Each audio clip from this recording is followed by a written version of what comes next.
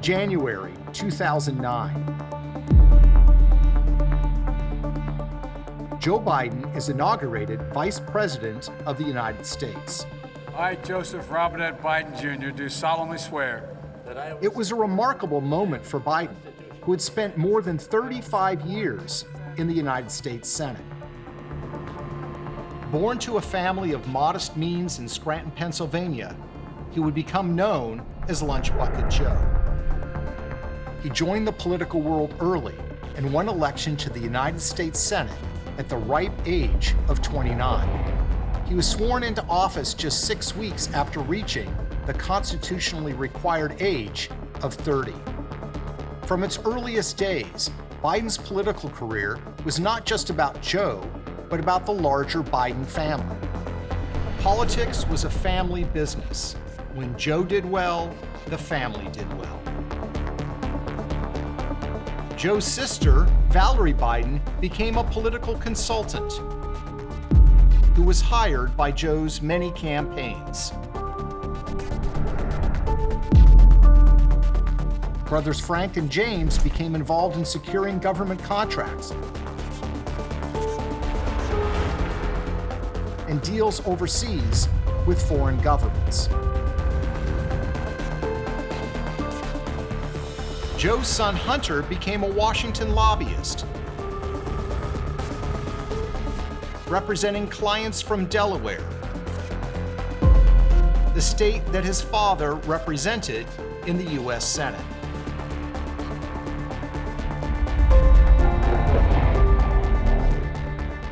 When Joe Biden was elevated to the vice presidency, the family's ambitions grew accordingly. Now the world was a business opportunity, and the Biden family was looking for deals, including with foreign governments. Just months after Joe Biden was inaugurated vice president, his son Hunter Biden formed a company called Rosemont Seneca Partners.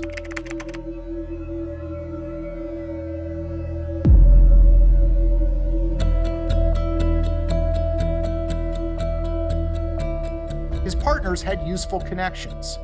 One was Christopher Heinz, the stepson of Senator John Kerry, a powerful U.S. senator who would later become Secretary of State. The other partner was Devon Archer, a friend of Heinz.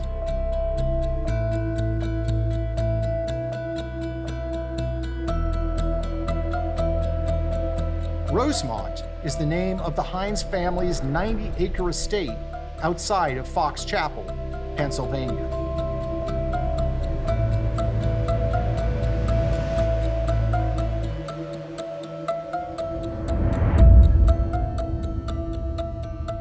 Rosemont Seneca, the new investment firm, opened an office in Georgetown, just 2 miles from the White House.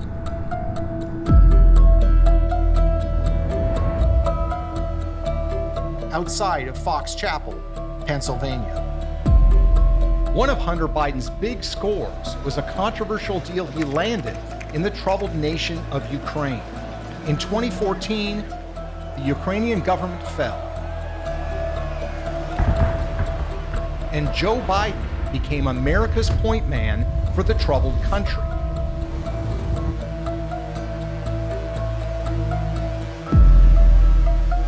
Weeks later, Hunter Biden was hired by a corrupt Ukrainian energy company called Burisma, which paid Hunter at a rate of $1 million a year. This despite the fact that he had no experience in energy or in Ukraine.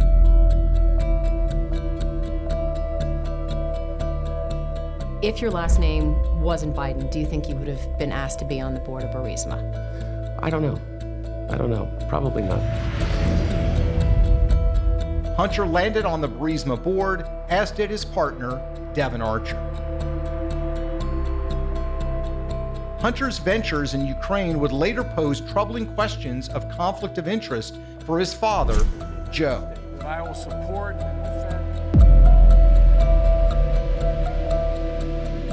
Rosemont was landing deals around the world.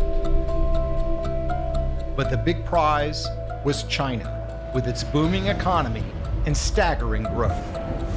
It's also an economy where relationships are key, especially with the Chinese government.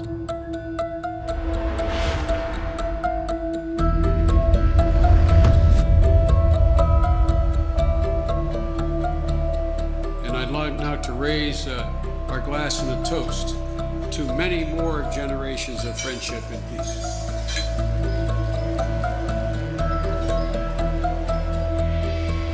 Hunter Biden began meeting with Chinese government officials at the highest levels of power.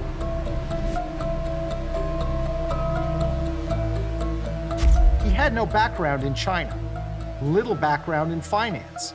Hunter's previous job had been as a lobbyist for an online gambling company located in Europe. But now, doors were opening to Hunter in China. Often, Hunter's meetings coincided almost directly with his father's high-level diplomacy with Chinese leaders. In April 2010, for example, Vice President Joe Biden met with the Chinese president at the Nuclear Security Summit in Washington, D.C. But at virtually the same time, halfway around the world, Hunter Biden was in China, meeting with government officials looking for financial deals. Who exactly was Hunter Biden meeting with? Only some of the most powerful finance officials in China. Hunter spent 2 days meeting with the top executives from China's sovereign wealth fund, Social Security fund, and largest banks. Hunter even posed with them for a series of pictures. So how did Hunter get these meetings? One Chinese website's account of the meeting touted that Chinese officials extended their warm welcome to Hunter Biden, quote, second son of the now Vice President, Joe Biden. In other words, Hunter got these meetings because of who his father was, Vice President of the United States.